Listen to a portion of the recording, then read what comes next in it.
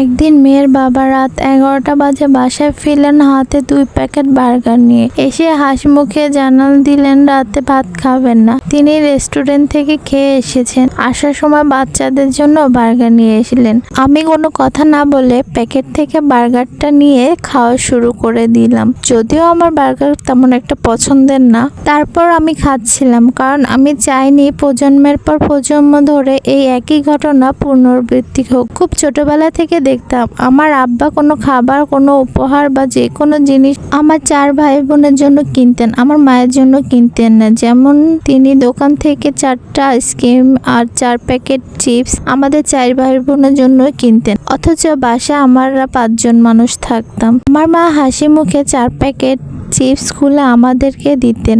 Ice cream হাত থেকে পড়ে যায়, নষ্ট হয়ে যাবে তাই ভয়ে আমাদের গাইড দিতেন, পিছন থেকে খাও, সামনে থেকে খাও। জানি না আমার মায়ের খেতে ইচ্ছে করতো কিনা, না করার তো কোনো কথাই নয়। তিনি তো গৃহবধূ, সারাক্ষণ আমাদের সাথেই থাকতেন, নিজে হাতে খাবার বানিয়ে তারপর খেতেন। কখনো তো একা একা বাইরে যাননি বা নিজেও কোনো কিছু কিনে বা বানিয়ে খান না। আমার বাবার প্রতি অভিযোগ হলো, আপনি যখন 4টা কিনতে পেরেছেন তখন আপনি 5টাও কিনতে পারতেন। তার মানে আপনার ইচ্ছে ছিল না, ইচ্ছের অভাব ছিল। পুরুষ জাতি ধরে নিয়েছে ঘরের বউদের খেতে হয় না। আমার সংসারে কিন্তু আমি এটা হতে দিই না। মেয়ের বাবা 2টা যে কোনো জিনিস আনলো আমি একটা প্যাকেট খুলে খাওয়া শুরু করে দিতাম, কারণ আমি তার চোখে আঙুল দিয়ে বুঝিয়ে দিতাম যে বাসায় আমরা 3 জন, তার যে কোনো খাবার আনলে 3টা আনবা। ওই জিনিস আমি না খেলেও বিকল্প অন্য আরেকটা জিনিস আমার জন্য নিয়ে আসবা, কারণ আমিও মানুষ, আমারও পছন্দ আছে, ইচ্ছে আছে, অনুভূতি আছে। বছর পর বছর তোমার সংসার আমি গুছিয়ে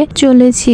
তুমি যদি আমাকে না বুঝো তাহলে তো কেউই বুঝবে না। একটা মেয়ে বিয়ের আগে সকল আবদার থাকে বাবার মার কাছে, আর বিয়ের পরে তার স্বামীর কাছে। বাবা মার কাছে যতটা প্রাণ খুলে আবেগ প্রকাশ করা যায়, কিন্তু কিছু কিছু ক্ষেত্রে স্বামীর কাছে যায় না। স্বামী নামক প্রিয় মানুষটাকে বুঝে নিতে হয় তার স্ত্রী কি চায়, আর এটা তো স্বাভাবিক, তাই না? যে স্ত্রী তো সারাক্ষণ বাসায় থাকে, তারও তো কিছু খেতে ইচ্ছে করতে পারে।